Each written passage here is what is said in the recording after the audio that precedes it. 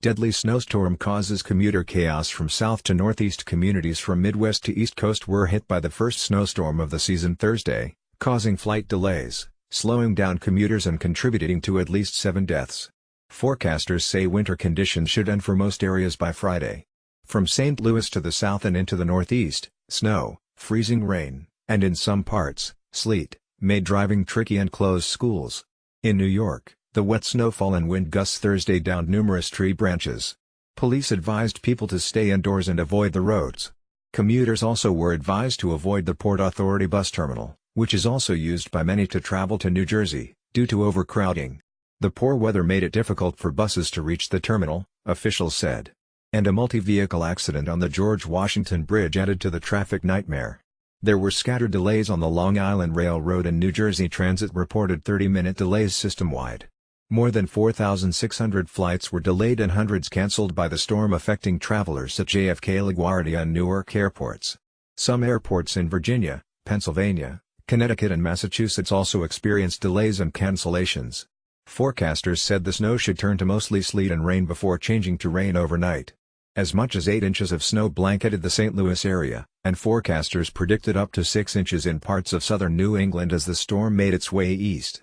They also predicted northern New Jersey could see 4 to 8 inches of snow before the system exits the region early Friday, while parts of suburban Philadelphia had 5 inches of snow by Thursday afternoon. Weather officials said the overnight trace in Alabama missed setting a record for earliest snow by about 2 weeks. In neighboring Mississippi, a tour bus bound for a casino overturned, killing 2 people and injuring 44 others Wednesday afternoon.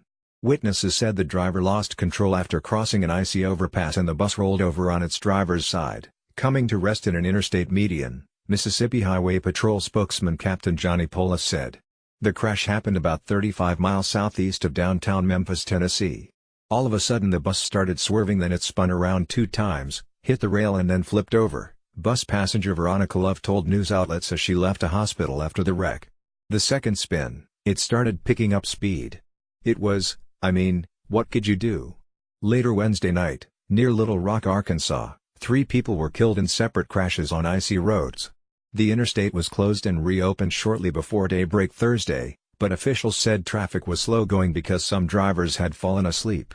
Officials in Ohio reported at least 1 traffic death that was likely weather-related. Indiana State Police also reported a death early Thursday, which they said was caused by the 60-year-old woman driving too fast on a slick road. In Philadelphia, a meteorologist told the Allentown Morning Call that this storm is an overperformer. By 3 p.m. Thursday, parts of suburban Philadelphia had 5 inches of snow. The freezing rain turned to ice on roads around the state, leading to a number of crashes and reports of cars sliding off roads. In North Carolina, the National Park Service closed a portion of the Blue Ridge Parkway to traffic Thursday because of dangerous road conditions stemming from snow, sleet and freezing rain, the Asheville Citizen-Times reported. Schools closed or sent students home early across the lower Great Lakes and the Northeast, including at the University of Connecticut where classes were canceled in the afternoon. Parents of school children in West Orange, New Jersey, were sent letters saying bad weather could leave students stranded at the school overnight. In Virginia, the planned launch early Thursday of an unmanned cargo rocket to the International Space Station had to be rescheduled by 1 day because of the weather, NASA said. The unmanned Cygnus cargo craft is now scheduled to lift off early Saturday from Wallops Island on the eastern shore, carrying supplies and research materials for the astronauts at the space station.